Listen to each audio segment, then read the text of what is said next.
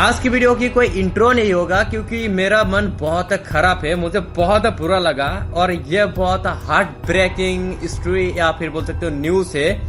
तो डायरेक्टली हम न्यूज या फिर स्टोरी जो है उसको सुनेंगे या फिर देखेंगे, ज्यादा बात नहीं करेंगे क्योंकि मुझे इतना बुरा लगा जो मैं आपको बोल के बयान नहीं कर सकता हूँ भाई। बहुत बुरा लगा जो आपको वीडियो देखने के बाद आपको पता चल जाएगा। वीडियो में बहुत ज्यादा बात भी नहीं करेंगे क्योंकि अगर बात करेंगे तो आपको ये समझने में और सुनने में थोड़ा सा दिक्कत हो सकती है, तो हम प्लीज में थोड़ा बहुत बात करेंगे, लेकिन बाकी वीडियो जैसे मैं उतना बात नहीं करूंगा। ठीक है, डायरेक्ट वीडियो स्टार्ट करते हैं। बाकी आज के वीडियो की शॉर्ट आउट जाते हैं द देशभक्त को, जिसका चैनल का लिंक आपको डिस्क्रिप्शन में मिल जाएगा। उम्मीद है कि देशभक्त भाई मेरा इस वीडियो में कॉपीराइट नहीं दोगी क्योंकि मैंने आपका ओरिजिनल शॉर्ट आउट मतलब एकदम टोटल फुल्ली शॉर्ट आउट दे दिया, डिस्क्रिप्शन में आपका चैनल का लिंक भी दे दिया। जम्मू एंड कश्मीर का नाता टेररिज्म से कुछ नया तो नहीं है, काफी पुराना रिश्ता है, लेकिन जो 22 अप्रैल को पहलगाम में हुआ उससे एक नया अध्याय, एक नया चैप्टर जुड़ जाता है ये लंबे इतिहास में, और वो है कि अब सिविलियंस को और टूरिस्ट तक को बख्शा नहीं जा रहा है। पिछले कुछ घंटों से जो खबरें आ रही हैं उसको हम वेरीफाई करने की कोशिश कर रहे हैं, रिसर्च करने की कोशिश कर रहे हैं। बहुत लोग काफ़ी सरप्राइज्ड हैं कि जिस तरीके से, जिस बर्बरता से टूरिस्ट्स को इस बार टारगेट किया गया वो काफ़ी नया है। जो हमने रिसर्च करके देखा, जो बहुत लोग कह रहे हैं कि रीसेंट मेमोरी में the worst terror attack on civilians है, हमने जो खंगाल के देखा 25 साल में ऐसा सिविलियंस के ऊपर टारगेटेड अटैक हमें जम्मू एंड कश्मीर में नहीं दिखने को मिला है। 2001 में जम्मू एंड कश्मीर की स्टेट लेजिस्लेचर, एक बार इमेजिन कर सकते हो कितना खतरनाक तरीके से अटैक हुआ। मतलब 25 सालों में ऐसे अटैक अभी तक देखने के लिए नहीं मिला। मैं जम्मू एंड कश्मीर की बात नहीं कर रहा हूँ, पूरा इंडिया में बोल सकता हूँ या फिर दुनिया में भी बोल सकता हूँ ऐसा खतरनाक है। दुनिया तो शुरू, क्योंकि इजराइल का हालत भी बहुत बुरा है। हमारा इंडिया में 25 सालों में ऐसा इंसिडेंट देखने के लिए नहीं मिला, लेकिन आज कल जो हुआ पहलगाम में, ये इतना ज्यादा खतरनाक इंसिडेंट है। पर जो अटैक हुआ था तब वहां सिविलियंस मारे गए थे। 2006 में डोडा पर जो अटैक हुआ था वहां 25 के आसपास लोग मारे गए थे। अभी यहां 28 की बात हम ऑलरेडी कर रहे हैं जो पहलगाम में हुआ। 2017 में मेरे ख्याल से अनंतनाग अमरनाथ यात्रा जो यात्री थे उन पर अटैक किया गया था, 8 के करीबन तब मारे गए थे। लेकिन ये एक नया अध्याय इसलिए अटैच हो रहा है क्योंकि 28 अभी जो डेथ टोल है, रात के 12 बज चुके हैं। डेथ टोल जो अभी हमारे पास है, जो आंकड़े अभी हमारे पास हैं, वो 28 का आंकड़ा है। 2 फॉरेनर्स भी इसमें शामिल है। मैं आपको छोटा सा एक क्लिप दिखाना चाहूंगा जो शायद आपको ये बयां कर दे कि वो कितना भीषण था। और ये ऐसा एक क्लिप है जो एक्चुअली जो ग्रूसम क्लिप्स है वो भी नहीं है। ये छोटा सा एक क्लिप मैं आपको तब भी दिखाना चाहूंगा। उमरा चलना यार, ओए था कोई दिसता जहांगीर तो यार बेड़ियां पीछे जुलदे यार, तू मौत ही कश्मीर की है।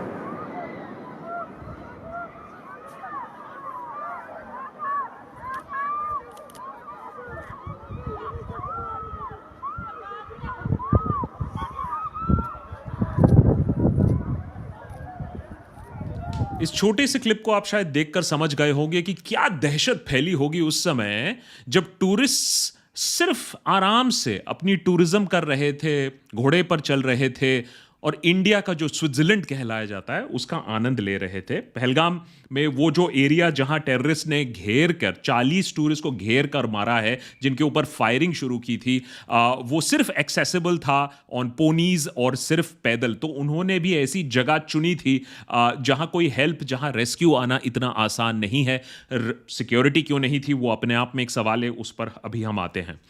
उमर अब्दुल्ला कहते हैं much larger than anything that we have seen directed at civilians in recent years। ये बहुत अहम स्टेटमेंट इसलिए है क्योंकि हम टेरर अटैक से तो काफ़ी वाकिफ हैं, जिस तरीके से क्रॉस बॉर्डर टेररिज्म होता है, पाकिस्तान जिस तरीके से टेररिज्म को बढ़ावा देती है, लेकिन कहीं ना कहीं एक डेस्पिरेशन किक इन कर रही है जब टूरिस्ट्स को अटैक किया जा रहा है। और ये लोकल क्यों नहीं है वो भी मैं आपको अभी बताऊंगा।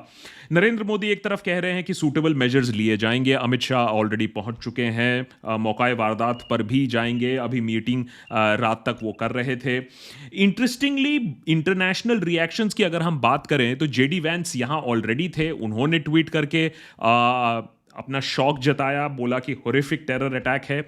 ट्रंप इंडिया के साथ खड़े हुए हैं, उन्होंने बात साफ कर दी। व्लादिमीर पुतिन का भी मैसेज आता है कि ये एक सेंसलेस किलिंग था।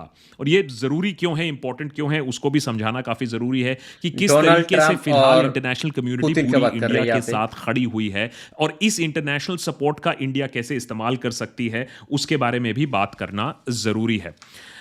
लेकिन उससे पहले मैं आपको एक छोटा सा क्लिप दिखाना चाहूंगा मंजुनाथ का, जो आए थे अपनी वाइफ पल्लवी के साथ, लाखों टूरिस्ट के तरह जिन्होंने जम्मू एंड कश्मीर को रीडिस्कवर किया है। जब वहां शांति फैली है तो कैसे वादियों में जाकर टूरिज्म का आनंद लोग उठा रहे थे, और इसके बाद उनके साथ क्या होता है और उनकी पत्नी के साथ क्या होता है, वो अपने आप में काफी ग्रुसम है। मंजुनाथ शिवमोगा कर्नाटक से हम इंडियन ट्रैवल स्टोर्स में बुक करके कश्मीर प्रवास में आए हैं। अब हमारा कश्मीर ट्रिप का दूसरा दिन है। कल हम बोट हाउस में ठहरे थे। बोट हाउस तो बहुत अच्छा था।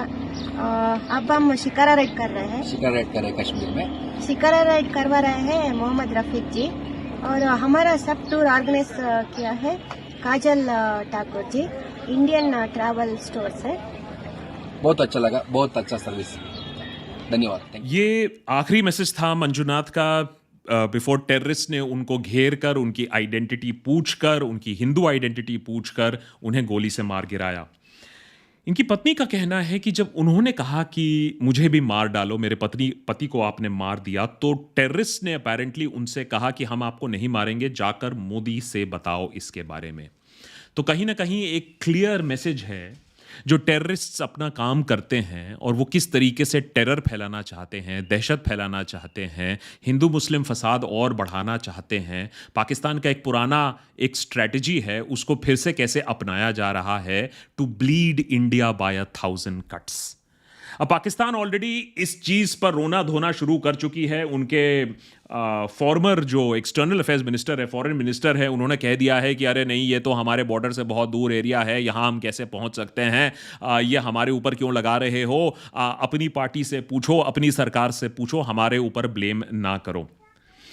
और पाकिस्तान ये बिल्कुल कहेगा, क्योंकि पाकिस्तान ने एक चीज समझ लिया है कि अगर वो डायरेक्टली टेरर का रिस्पॉन्सिबिलिटी लेगा या अगर उनके ग्रुप्स डायरेक्टली टेरर का रिस्पॉन्सिबिलिटी लेंगे तो वो फिर से FATF में आ जाएंगे। फाइनेंशियल एक्शन टास्क फोर्स वो बला है जिससे पाकिस्तान बहुत सालों से जूझता आया है।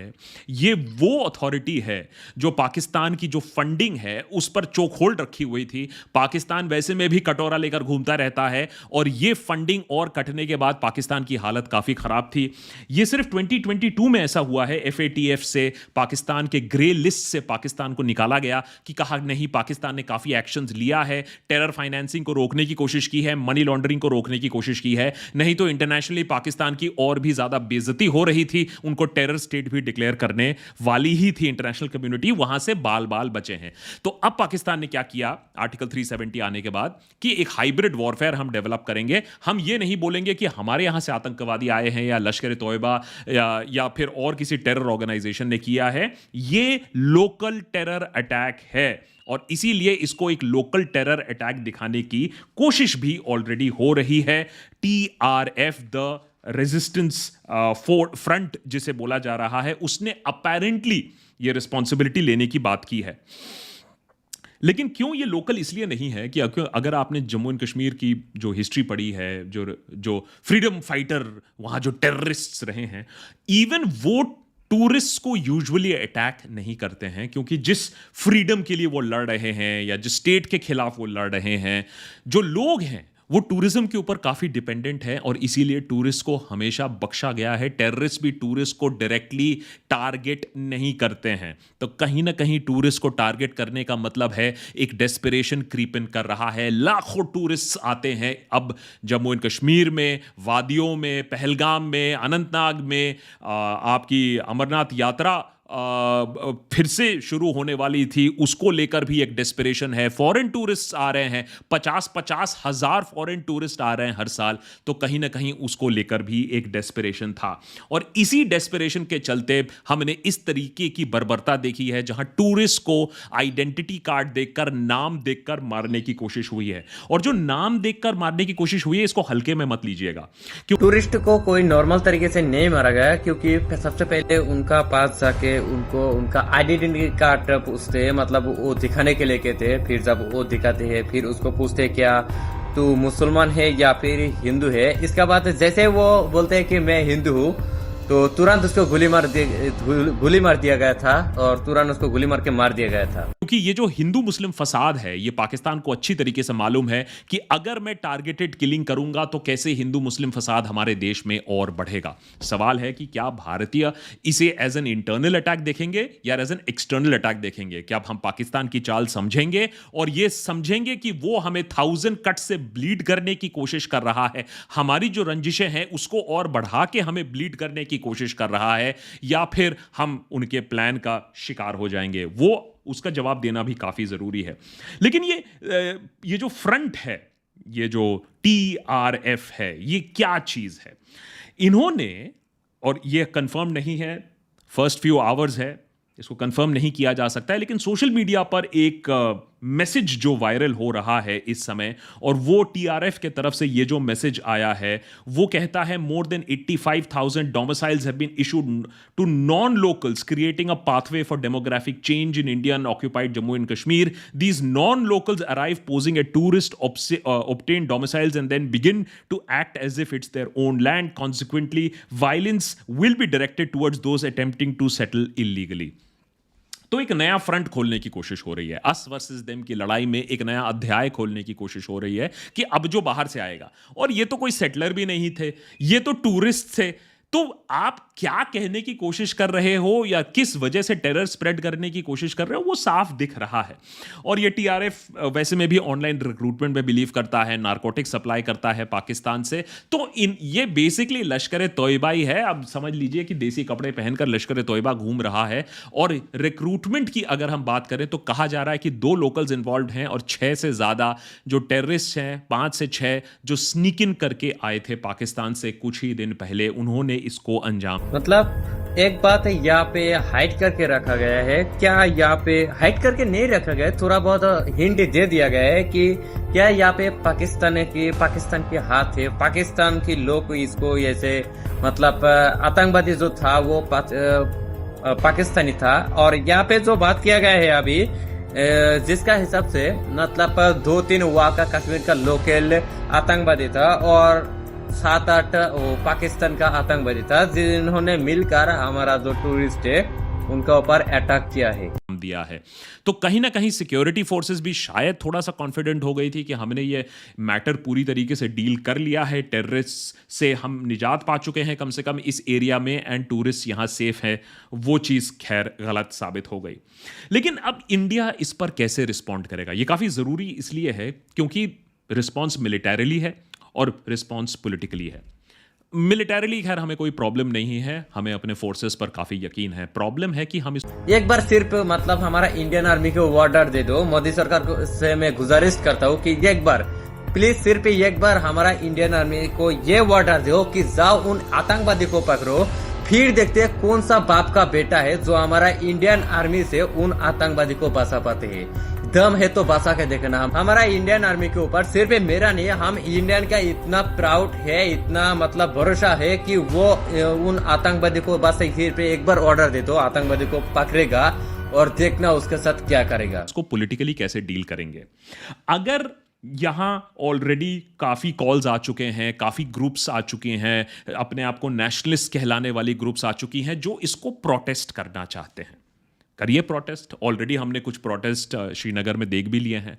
लेकिन क्या पाकिस्तान अच्छी तरीके से जानता है कि ये जो प्रोटेस्ट होंगे फिर ये रीजनल से जाकर एंटी पाकिस्तान से जाकर ये कम्युनल दंगे बन जाएंगे? पाकिस्तान तो यही चाहेगा कि ऐसे प्रोटेस्ट हों, लोग भड़के और ये कम्युनल बन जाए इन नेचर, जिससे टूरिस्ट को मारने का जो असली मकसद है, आईडी कार्ड देखकर मारने का जो मकसद है, वो कम से कम सफल हो जाए कि लोग आपस में ही एक दूसरे को मार दे। अगर एक भी इंसिडेंट वायलेंट होता है, एक भी प्रोटेस्ट वायलेंट होता है, तो फिर समझ लीजिए उन लोग पाकिस्तान का समर्थन कर रहे हैं। ऐसा प्रोटेस्ट पाकिस्तान का समर्थन कर रहा है। इसीलिए सरकार को शायद इस समय ऐसे प्रोटेस्ट की परमिशन ही नहीं देनी चाहिए जो कि कम्युनल इन नेचर बन सके। दूसरी ओर मिलिट्री जो लैंड फोर्सेस है, surgical strike, aerial surgical strike, वो अच्छे से ऑलरेडी करके दिखा दिया है। लेकिन याद रखिए, वो पुलवामा का जवाब था, वो उरी का जवाब था। यहां एक नया डायमेंशन खुल जाता है। जिस तरीके से बर्बरता से सिविलियंस और टूरिस्ट को मारा गया था, इनका कोई प्ले ही नहीं है। ये तो लोकल्स भी नहीं है, आर्मी और सिक्योरिटी फोर्सेस तो छोड़ो। तो कहीं एक जो मॉरल ग्रैंड स्टैंडिंग होती थी कि हम स्टेट के खिलाफ लड़ रहे हैं, अब वो डेस्पिरेशन आ गई है, मर्सनरी है, जो मुझे मिल जाए मैं उसे मार दूंगा। अगर पाकिस्तान का इन्वॉल्वमेंट सरकार क्लियरली इंटरनेशनल कम्युनिटी के सामने इमीडिएटली रख सकती है, इन लोगों को पकड़ सकती है, तो फिर क्लियरली कोई रेड लाइन नहीं रह जाता है। माने सिर्फ हमें टेररिस्ट को मार गिराने की ज़रूरत नहीं है, हम इंफ्रास्ट्रक्चर पे अटैक कर सकते हैं। हम पाकिस्तान से बोल सकते हैं कि लश्कर तोयबा, जैश के टेररिस्ट हमें वापस दो, नहीं तो हम तुम्हारे ऊपर अटैक करते रहेंगे। तो कहीं ना कहीं एक डिसप्रपोर्शनेट रिस्पॉन्स की अब दरकार है। यह नहीं कि तुमने हमारे ऊपर अटैक किया, तुमने हमारे बेस पर अटैक किया, तो हमने तुम्हारे टेररिस्ट के हाइड आउट उड़ा दिए। अब एक प्रोट्रैक्टेड, प्रोलॉन्ग, डिसप्रपोर्शनेट रिस्पॉन्स की जरूरत है। और यह समय भी बहुत अच्छा है, क्योंकि अमेरिका तो पॉपॉ रहे नहीं। अब चाइना कितना ही सपोर्ट कर लेगा इस समय पाकिस्तान को, जो कि ऑलरेडी इतना बदनाम है। तो इंटरनेशनली एक सिचुएशन भी ऐसी बन चुकी है जहां पाकिस्तान अपने पॉपॉ के पास भाग नहीं सकता है, कोई बचाने वाला है नहीं। और इंडिया की इतनी पोजीशन अभी स्ट्रांग है कि अब इस मैटर को और स्ट्रांगली डील करने की जरूरत है। यह नहीं कि हमने 2 वॉइसेस ऑफ ऑपोजिशन कर दिए या 2 जगह एक मिसाइल गिरा दिया। इससे ज्यादा डिसप्रपोर्शनेट रिस्पॉन्स की अब दरकार है। तो मेरे ख्याल से प्रोटेस्ट से ज्यादा हमें अब मिलिट्री ऑप्शंस और भी देखने की दरकार है। साथ साथ हमें एक चीज और फाइनली मैं बोलना चाहूंगा, जिसके बारे में कुछ लोग दबे स्वरों में बात कर रहे हैं, लेकिन जिसकी बात करनी चाहिए, और वो है कि गलती हमसे भी हुई है।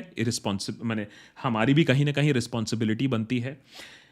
जब क्लिंटन आए थे तब इतनी बुरी तरीके से अटैक हुआ था, जेडी वैंस आए थे, तो ऑब्वियसली एक हिस्ट्री है टेरर अटैक का। जब कोई विजिटिंग प्रेसिडेंट आया है तो वाइस प्रेसिडेंट आए हुए हैं। 2000 टूरिस्ट एक जगह है और आपकी सिक्योरिटी फोर्सेस वहां थी नहीं। कैसे लोगों ने सिक्योरिटी फोर्सेस की प्रेजेंस को पहले से भाप के इस तरीके से अटैक किया कि वो ना कि अटैक करें, ये फिदायीन अटैक नहीं था, अटैक करके सफलता से भाग निकले। रात के 12 बज चुके हैं, करीबन 12 घंटे होने को आ रहे हैं, अभी तक ये टेररिस्ट की पकड़े जाने की खबर है नहीं। मैं आशा करता हूं कि सुबह तक ये खबर मिल जाए। लेकिन इतनी बड़ी जो सिक्योरिटी लैब्स है उस पर भी सवाल उठने चाहिए कि इतना ओवर कॉन्फिडेंट हम क्यों हो गए। खासकर कि जब अमरनाथ यात्रा शुरू होने वाली थी, पहलगाम एक बहुत इंपॉर्टेंट जगह है उसके लिए, खासकर कि जब जेडी वैंस आए हुए थे।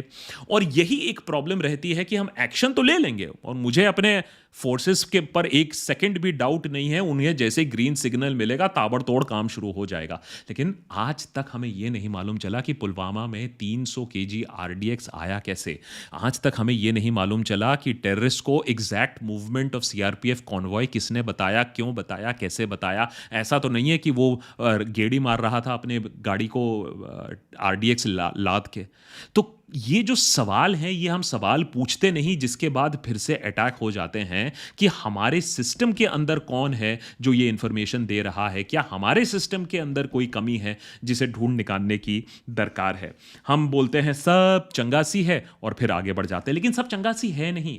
सरकार बार बार बोलती आई है कि एकदम नॉर्मलसी हो चुकी है, नॉर्मलसी नहीं है। 2018 से लेकर 2022 तक आंकड़े बताते हैं 174 डेथ्स हो चुकी हैं। जहां तक सिविलियंस की, मैं सिर्फ सिविलियंस की बात कर रहा हूं, तो कहीं ना कहीं हमें यह समझना होगा कि ये एक चाल अब चली गई है। पहले धीरे धीरे मारा गया था, ये थोड़ी सी बड़ी एक हरकत हो गई है जिसके वजह से हमें एक डिसप्रपोर्शनेट एक्शन लेने की दरकार है, सवाल पूछने की दरकार है। और ये जो पाकिस्तान का ट्रैप है कि हमें और बांटा जाए, हमें और काटा जाए, हमें और लहूलुहान कर जाए और वो बैठकर तमाशा देखें, उस पर सिंक इन करने ना करें, उसकी भी दरकार है।